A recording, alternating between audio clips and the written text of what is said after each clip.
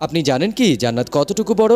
একবার এক ফেরেশতা আল্লাহকে বলেছিল, আল্লাহ, আমি আপনার বানানো জান্নাত ঘুরে দেখতে চাই আর জানতে চাই সেটা কতটুকু বড়। তখন আল্লাহ সেই ফেরেশতাকে জান্নাতে সফর করার অনুমতি দিয়ে দিলেন। অনুমতি পেয়ে সেই ফেরেশতা 3 লাখ বছর ধরে জান্নাতে সফর করতে থাকলো, কিন্তু জান্নাতের কোনো কুলকিনারা শেষ করতে পারলো না। ঘুরতে ঘুরতে সে একটা মহল খুঁজে পায় যেখানে একজন হুর ছিল। তিনি এই হুরকে জিজ্ঞাসা করলেন, আমি 3 লাখ বছর ধরে আল্লাহর জান্নাত সফর করছি, কিন্তু এর কোনো শেষ হচ্ছে না, বলতে পারবে এই জান্নাত কোথায় শুরু আর কোথায় শেষ হয়েছে? জান্নাতি হুর ফেরেশতাকে উত্তর দিল, আমাদের আখিরি নবী হযরত মুহাম্মদ সাল্লাল্লাহু আলাইহি ওয়াসাল্লামের উম্মতের জন্য যতগুলো জান্নাত বানানো হয়েছে তার 100 ভাগের 1 ভাগও তুমি এখনো শেষ করতে পারোনি। সুবহানাল্লাহ। এটাই হলো আমাদের নবীজির প্রতি ভালোবাসার পুরস্কার। আল্লাহ আমাদের সবাইকে বেহেশত নসিব করুন।